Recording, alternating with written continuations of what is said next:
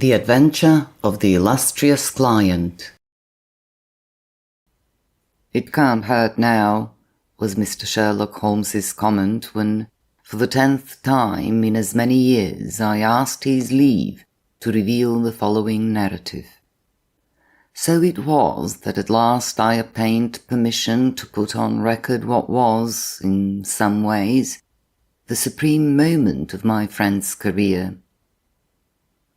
Both Holmes and I had a weakness for the Turkish bath. It was over a smoke in the pleasant lassitude of the drawing-room that I found him less reticent and more human than anywhere else.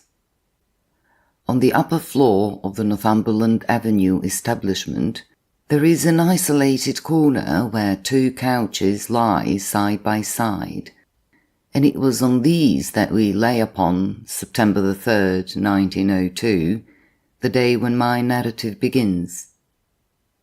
I had asked him whether anything was stirring, and for answer he had shot his long, thin, nervous arm out of the sheets which enveloped him, and had drawn an envelope from the inside pocket of the coat which hung beside him. "It may be some fussy, self-important fool. It may be a matter of life or death," said he, as he handed me the note. "I know no more than this message tells me." It was from the Carlton Club, and dated the evening before. This is what I read. "Sir James Damery presents his compliments to Mr. Sherlock Holmes and will call upon him at 4:30 tomorrow. Sir James begs to say that the matter upon which he desires to consult Mr. Holmes is very delicate and also very important. He trusts, therefore, that Mr. Holmes will make every effort to grant this interview and that he will confirm it over the telephone to the Carlton Club." "I need not say that I have confirmed it, Watson," said Holmes as I returned the paper. "Do you know anything of this man, Damery?" "Only that his name is a household word in society." "Well, I can tell you a little more than that. He has rather a reputation for arranging delicate matters which are to be kept out of the papers. You may remember his negotiations with Sir George Lewis over the Hammerford will case. He is a man of the world with a natural turn for diplomacy. I am bound, therefore, to hope that it is not a false scent, and that he has some real need for our assistance." "Our? Well, if you will be so good, Watson." "I shall be honoured." "Then you have the hour. 4:30. Until then, we can put the matter out of our heads." I was living in my own rooms in Queen Anne Street at the time, but I was round at Baker Street before the time named. Sharp to the half-hour, Colonel Sir James Damery was announced. It is hardly necessary to describe him, for many will remember that large, bluff, honest personality, that broad, clean-shaven face, above all that pleasant, mellow voice. Frankness shone from his grey Irish eyes, and good humour played round his mobile, smiling lips.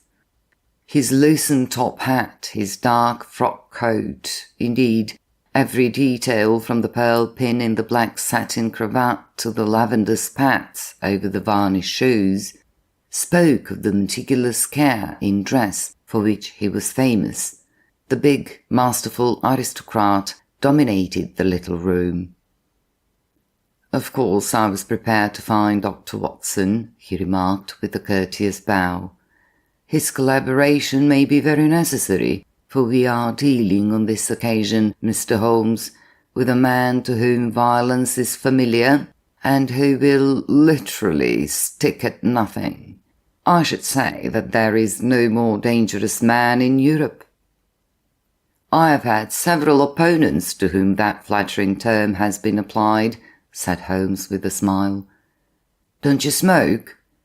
Then you will excuse me if I light my pipe." If your man is more dangerous than the late Professor Moriarty, or than the living Colonel Sebastian Moran, then he is indeed worth meeting. May I ask his name? Have you ever heard of Baron Gruner? You mean the Austrian murderer? Colonel Damery threw up his kid-gloved hands with a laugh. There is no getting past you, Mr. Holmes. Wonderful. So, you have already sized him up as a murderer? It is my business to follow the details of continental crime. Who could possibly have read what happened at Prague and have any doubts as to the man's guilt? It was a purely technical legal point, and the suspicious death of a witness that saved him. I'm as sure that he killed his wife when the so-called accident happened in the Splugen Pass as if I had seen him do it. I knew also that he had come to England and had a presentiment that sooner or later he would find me some work to do. Well, what has Baron Gruner been up to? I presume it is not this old tragedy which has come up again. No, it is more serious than that. Baker Street before the to time revenge named. crime is important, Sharp to the half but hour. to prevent it is more so. It is a terrible thing, Mr. Holmes, to see a dreadful event, an atrocious Colonel situation, James Danebury preparing was itself announced. before your eyes. It to is clearly hardly understand necessary to whither describe it will him, lead, for many will and yet remember that large, to be utterly bluff, unable to honest avert personality, it. that Can a broad, human being be clean-shaven placed in a more face, trying above position? all that pleasant, mellow Perhaps not. voice.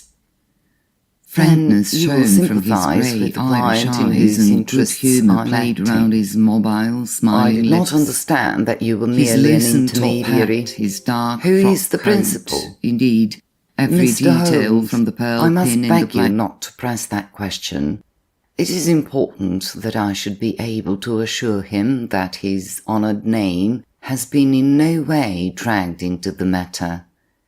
His motives are, to the last degree, honourable and chivalrous, but he prefers to remain unknown. I need not say that your fees will be assured, and that you will be given a perfectly free hand. Surely the actual name of your client is immaterial. I am sorry, said Holmes.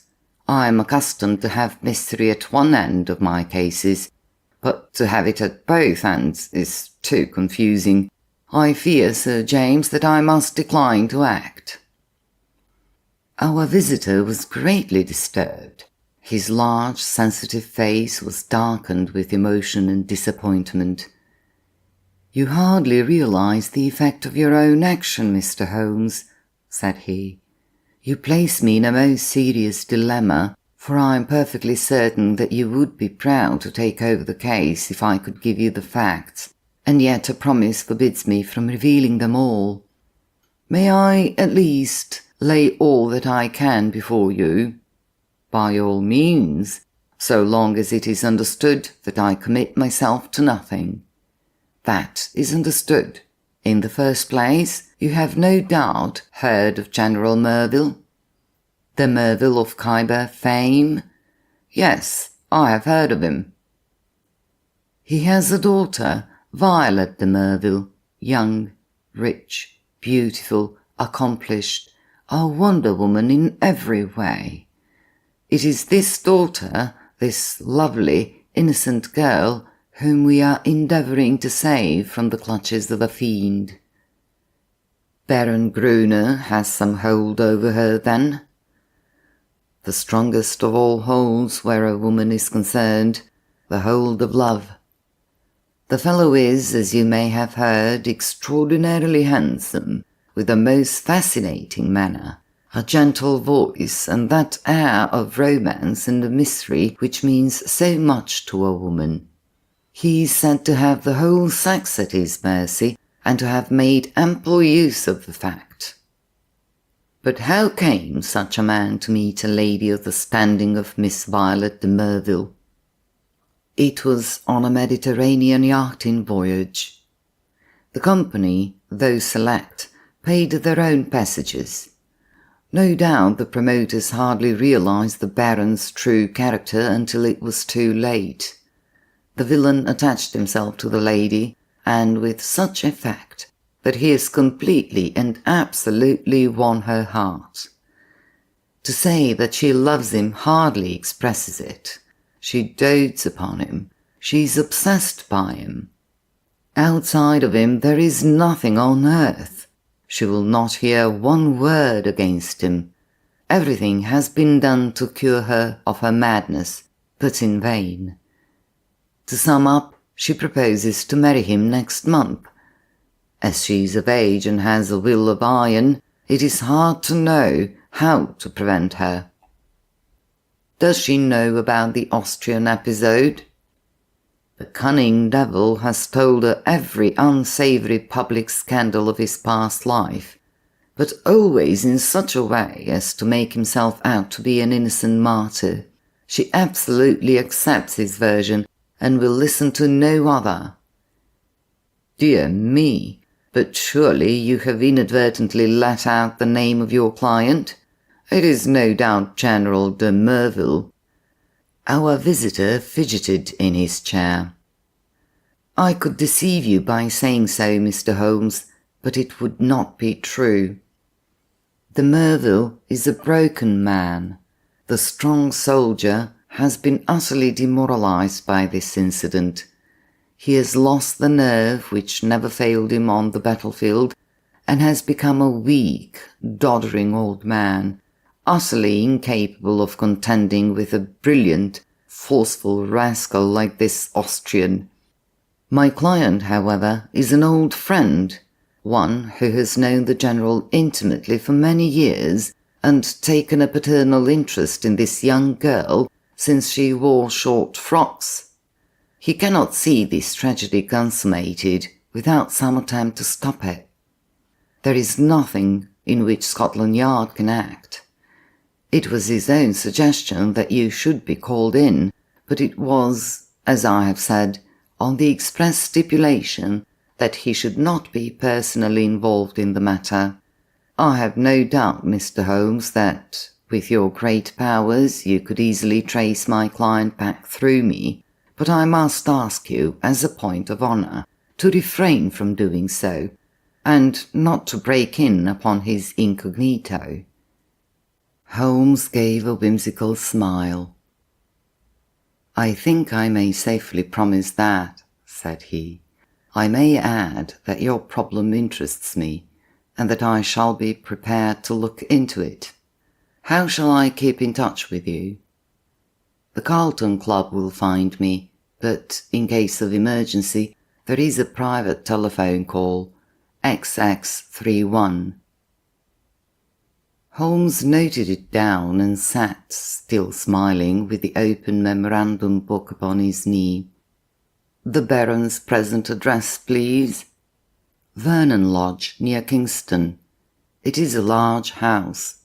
He has been fortunate in some rather shady speculations and is a rich man, which naturally makes him a more dangerous antagonist. Is he at home at present? Yes. Apart from what you have told me, can you give me any further information about the man? He has expensive tastes. He is a horse fancier. For a short time he played polo at Hurlingham, but then this Prague affair got noised about, and he had to leave. He collects books and pictures. He is a man with a considerable artistic side to his nature. He is, I believe, a recognized authority upon Chinese pottery, and has written a book upon the subject. A complex mind, said Holmes. All great criminals have that. My old friend Charlie Peace was a violin virtuoso. Wainwright was no mean artist. I could quote many more. Well, Sir James, you will inform your client that I am turning my mind upon Baron Gruner. I can say no more. I have some sources of information of my own, and dare say we may find some means of opening the matter up. When our visitor had left us, Holmes sat so long in deep thought that it seemed to me that he had forgotten my presence. At last, however, he came briskly back to earth. "Well, Watson, any views?" he asked. "I should think you had better see the young lady herself." "My dear Watson, if her poor old broken father cannot move her, how shall I, a stranger, prevail? And yet there is something in the suggestion, if all else fails. But I think we must begin from a different angle. I rather fancy that Shinwell Johnson might be a help."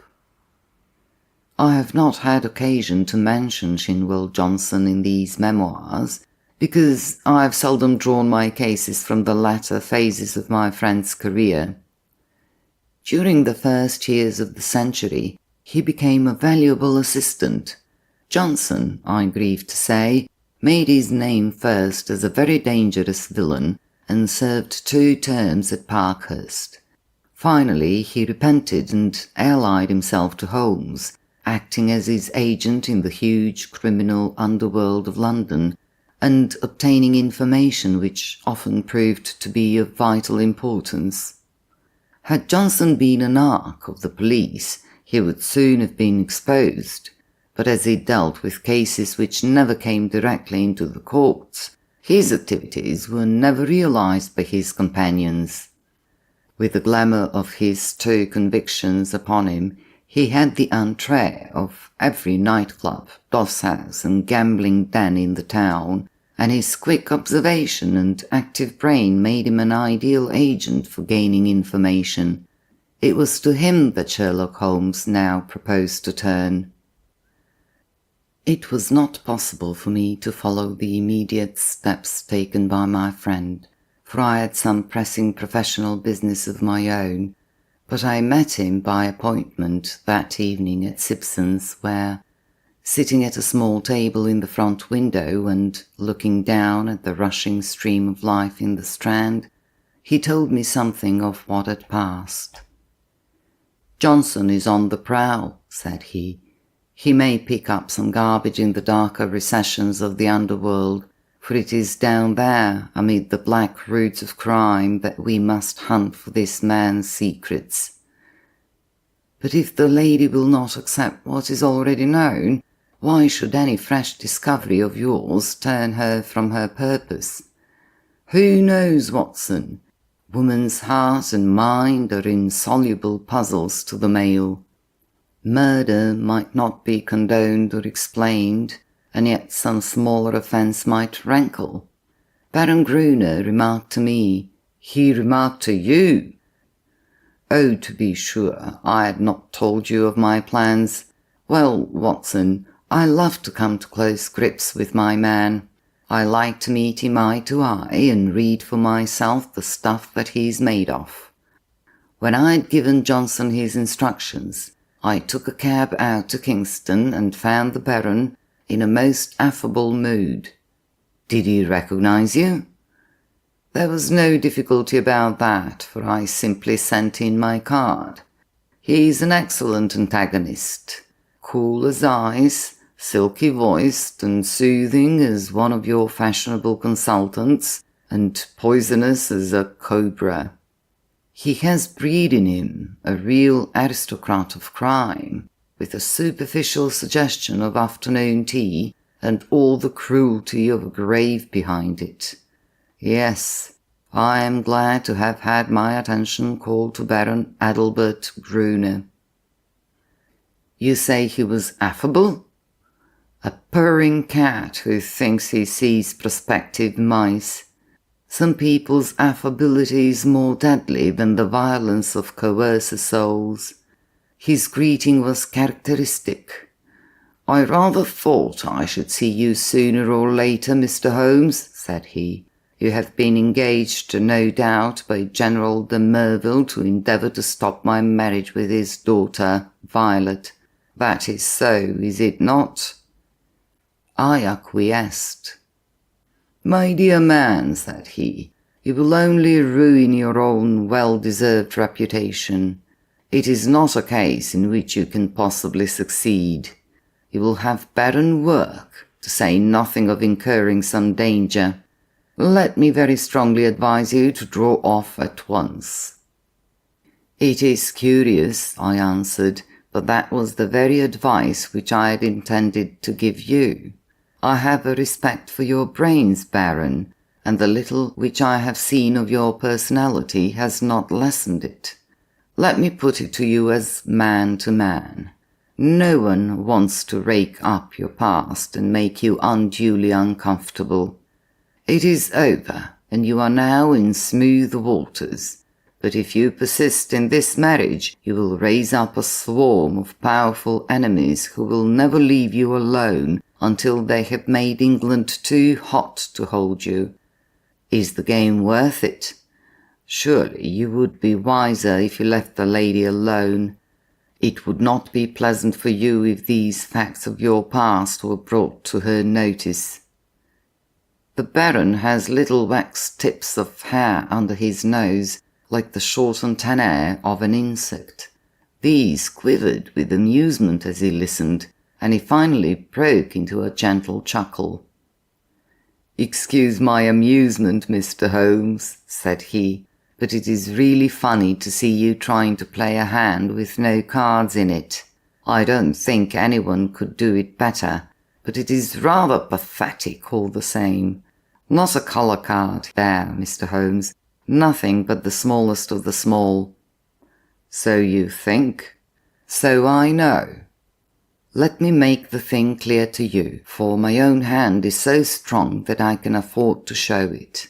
I have been fortunate enough to win the entire affection of this lady. This was given to me in spite of the fact that I told her very clearly of all the unhappy incidents in my past life. I also told her that certain wicked and designing persons, I hope you recognize yourself, would come to her and tell her these things, and I warned her how to treat them. You have heard of post-hypnotic suggestion, Mr. Holmes. Well, you will see how it works, for a man of personality can use hypnotism without any vulgar passes or tomfoolery. So she's ready for you, and I have no doubt would give you an appointment, for she's quite amenable to her father's will, save only in the one little matter." Well, Watson, there seemed to be no more to say, so I took my leave with as much cold dignity as I could summon, but as I had my hand on the door handle, he stopped me. "By the way, Mr. Holmes," said he, "did you know Lebrun, the French agent?" "Yes," said I. "Do you know what befell him?" "I heard that he was beaten by some Apaches in the Montmartre district and crippled for life." "Quite true, Mr. Holmes. By a curious coincidence, he had been inquiring into my affairs only a week before. Don't do it, Mr. Holmes. It's not a lucky thing to do. Several have found that out. My last word to you is, go your own way and let me go mine. Goodbye." "So there you are, Watson. You're up to date now." "The fellow seems dangerous." "Mighty dangerous. I disregard the blusterer, but this is the sort of man who says rather less than he means." "Must you interfere? Does it really matter if he marries the girl?" "Considering that he undoubtedly murdered his last wife, I should say it mattered very much. Besides, the client—" "Well, we need not discuss that.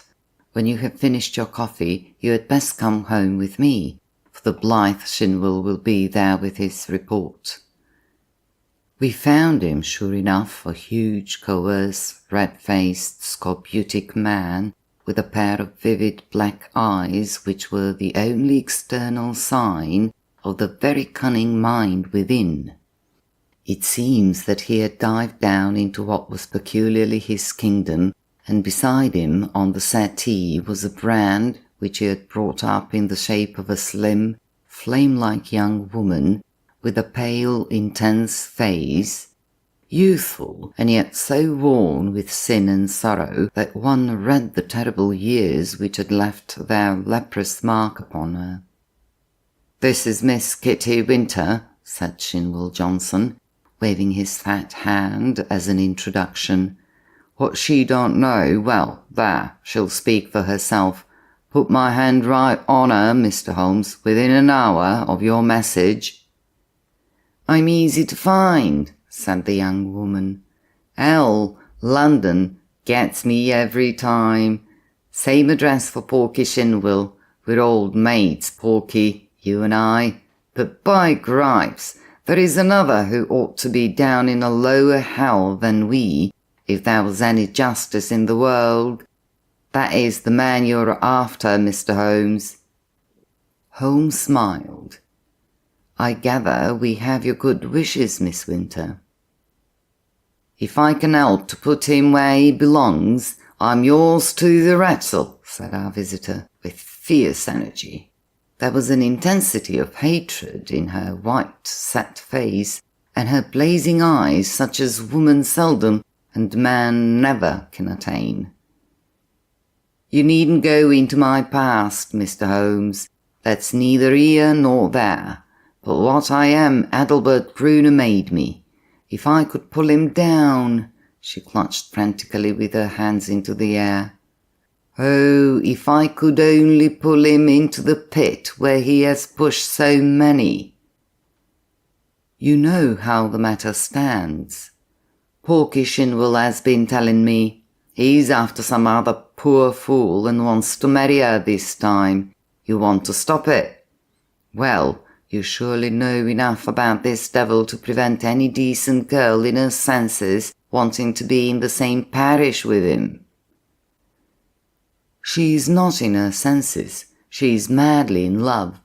She has been told all about him. She cares nothing." "Told about the murder?" "Yes." "My Lord, she must have a nerve." "She puts them all down as slanders." "Couldn't you lay proofs before her silly eyes?" "Well, can you help us do so?" "Ain't I a proof myself? If I stood before her and told her how he used me—" "Would you do this?" "Would I? Would I not?"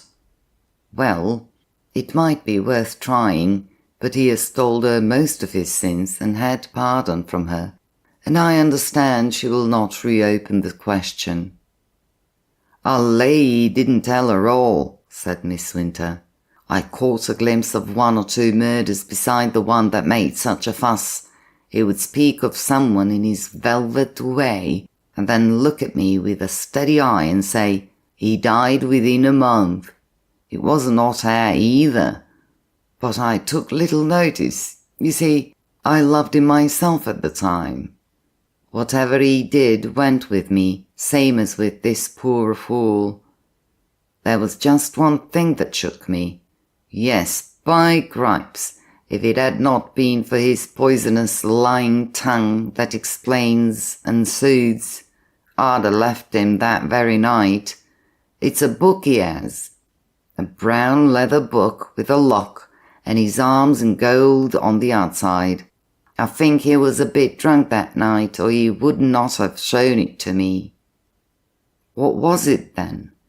"I'll tell you, Mr. Holmes. This man collects women, and takes a pride in his collection, as some men collect moths or butterflies. He had it all in that book. Snapshot photographs, names, details, everything about them. It was a beastly book, a book no man, even if he had come from the gutter, could have put together, but it was Adelbert Gruner's book all the same. Souls I have ruined. He could have put that on the outside if he had been so minded. However, that's neither here nor there, for the book would not serve you, and if it would, you can't get it." "Where is it?" "How can I tell you where it is now? It's more than a year since I left him. I know where he kept it then. He's a precise, tidy cat of a man. in many of his ways, so maybe it is still in the pigeonhole of the old bureau in the inner study. Do you know his house?" "I've been in the study," said Holmes. "Have you, though? You haven't been slow on the job if you only started this morning. Maybe dear Adelbert has met his match this time. The outer study's the one with the Chinese crockery in it. Big glass cupboard between the windows. Then behind his desk is the door that leads to the inner study. A small room where he keeps papers and things." "Is he not afraid of burglars?" "Adelbert is no coward. His worst enemy couldn't say that of him. He can look after himself. There's a burglar alarm at night. Besides, what is there for a burglar unless they got away with all this fancy crockery?" "No good," said Shinwell Johnson, with the decided voice of an expert. "No fence wants stuff of that sort that you can neither melt nor sell." "Quite so," said Holmes. "Well, now, Miss Winter, if you would call here tomorrow evening at 5, I would consider in the meanwhile whether your suggestion of seeing this lady personally may not be arranged. I am exceedingly obliged to you for your cooperation. I need not say that my clients will consider liberally—" "None of that, Mr. Holmes," cried the young woman. "I am not out for the money. Let me see this man in the mud, and I've got all I worked for. In the mud with my foot on his cursed face. That's my price.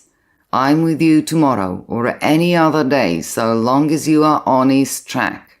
Porky here can tell you always where to find me." I did not see Holmes again until the following evening, when we dined once more at our Strand restaurant. He shrugged his shoulders when I asked him what luck he had had in his interview. Then he told the story, which I would repeat in this way. His hard, dry statement needs some little editing to soften it into the terms of real life.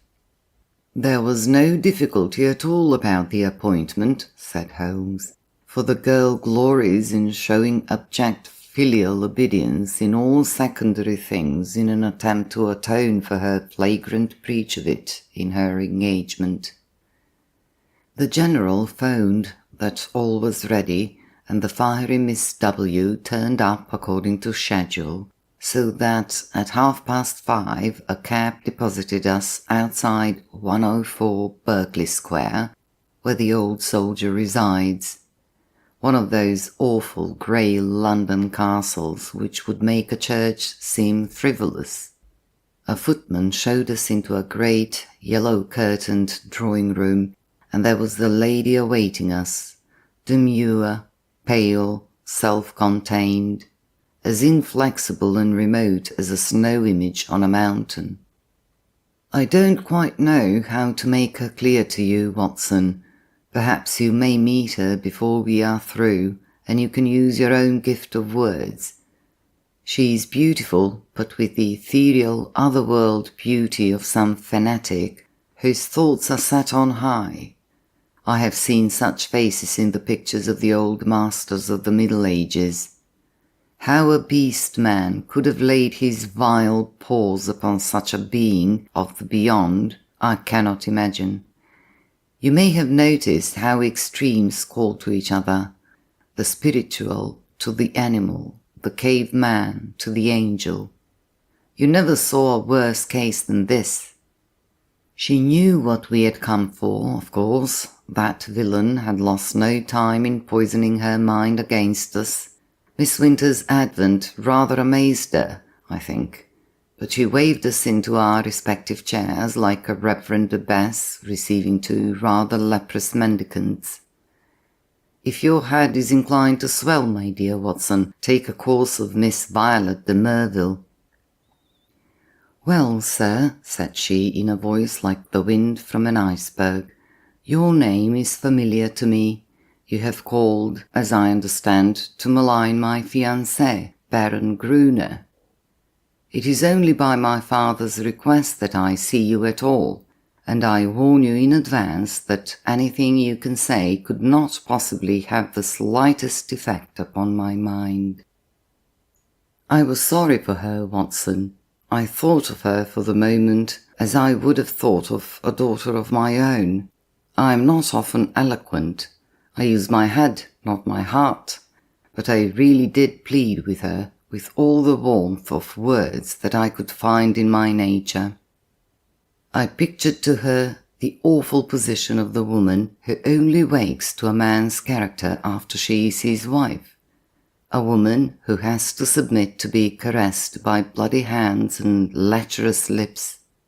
I spared her nothing, the shame, the fear, the agony, the hopelessness of it all.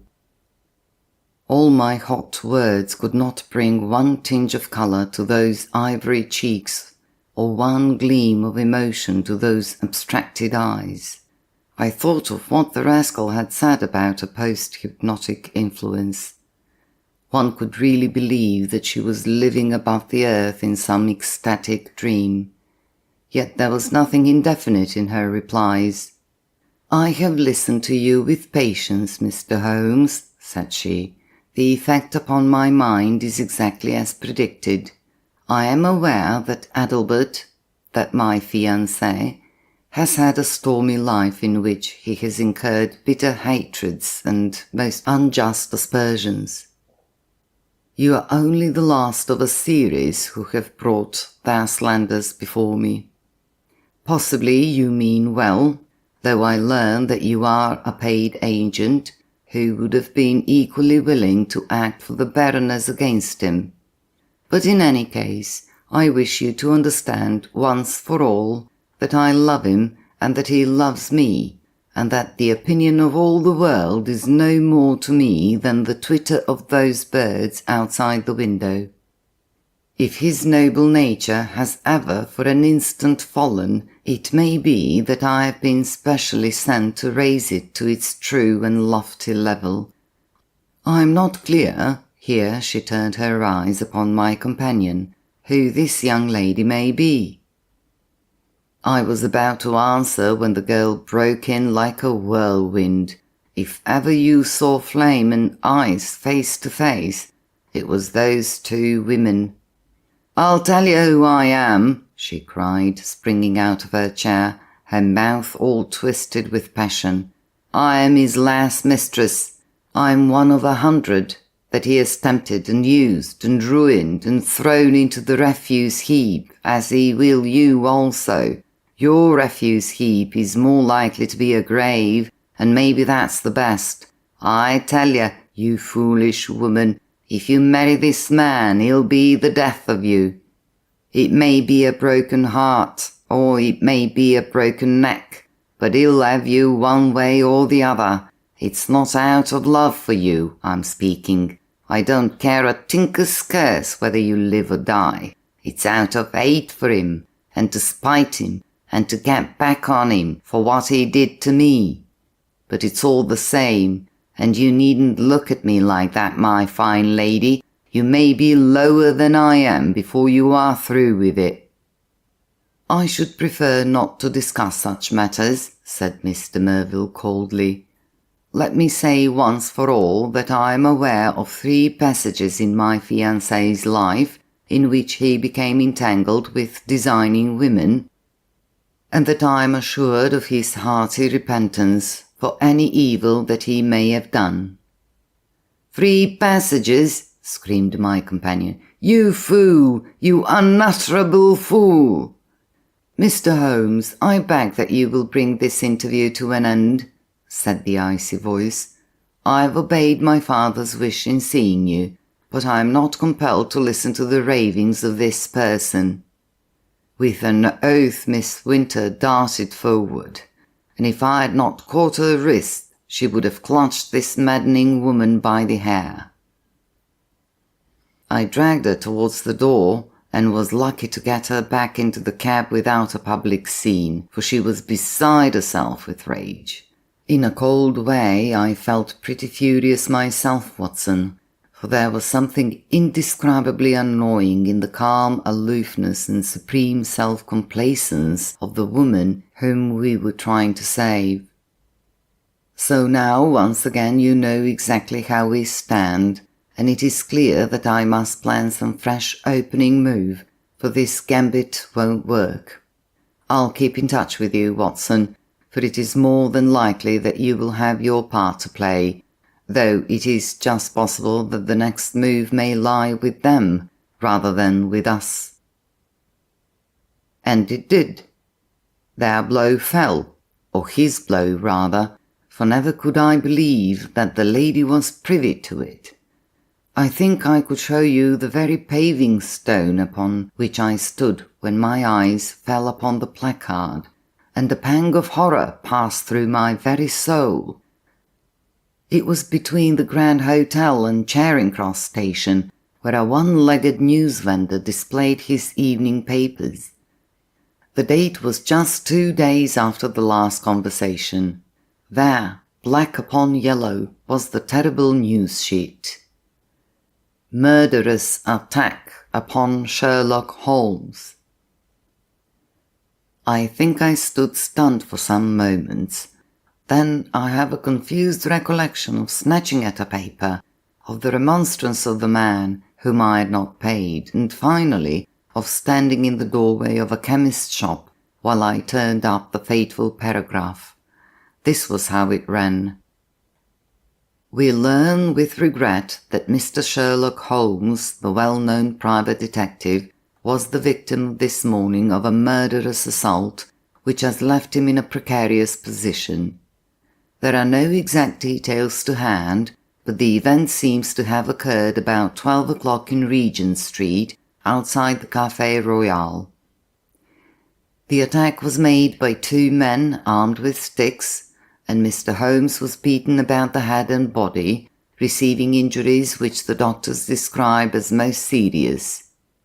He was carried to Charing Cross Hospital and afterwards insisted upon being taken to his rooms in Baker Street. The miscreants who attacked him appear to have been respectably dressed men who escaped from the bystanders by passing through the Café Royal and out into Glasshouse Street behind it. No doubt they belonged to that criminal fraternity which has so often had occasion to bewail the activity and ingenuity of the injured man. I need not say that my eyes had hardly glanced over the paragraph before I had sprung into a hansom and was on my way to Baker Street. I found Sir Leslie Oakshott, the famous surgeon, in the hall, and his brougham waiting at the curb. "No immediate danger," was his report.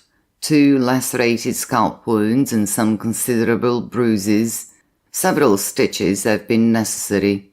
Morphine has been injected and quiet is essential, but an interview of a few minutes would not be absolutely forbidden. With this permission, I stole into the darkened room. The sufferer was wide awake, and I heard my name in a hoarse whisper. The blind was 3/4 down, but one ray of sunlight slanted through and struck the bandaged head of the injured man. A crimson patch had soaked through the white linen compress. I sat beside him and bent my head. "All right, Watson, don't look so scared," he muttered in a very weak voice. "It's not as bad as it seems. Thank God for that! I'm a bit of a single-stick expert, as you know. I took most of them on my guard. It was the second man that was too much for me." "What can I do, Holmes?" "Of course, it was that damned fellow who sent them on. I'll go and thrash the hide of him if you give the word." "Good old Watson. No, we can do nothing there unless the police lay their hands on the men. But their getaway had been well prepared. We may be sure of that. Wait a little. I have my plans. The first thing is to exaggerate my injuries. They'll come to you for news. Put it on thick, Watson. Lucky if I live the week out. Concussion, delirium, what you like. You can't overdo it." "But Sir Leslie Oakshott?" Oh, he's all right. He shall see the worst side of me. I'll look after that. Anything else? Yes, tell Shinwell Johnson to get that girl out of the way. Those beauties will be after her now. They know, of course, that she was with me in the case. If they dared to do me in, it is not likely they will neglect her. That is urgent. Do it tonight. I'll go now. Anything more? Put my pipe on the table and the tobacco slipper. Right. Come in each morning and we will plan our campaign. I arranged with Johnson that evening to take Miss Winter to a quiet suburb and see that she lay low until the danger was past. For 6 days the public were under the impression that Holmes was at the door of death. The bulletins were very grave and there were sinister paragraphs in the papers. My continual visits assured me that it was not so bad as that.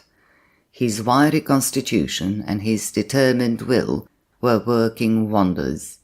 He was recovering fast, and I had suspicions at times that he was really finding himself faster than he pretended, even to me. There was a curious secretive streak in the man which led to many dramatic effects, but left even his closest friend guessing as to what his exact plans might be.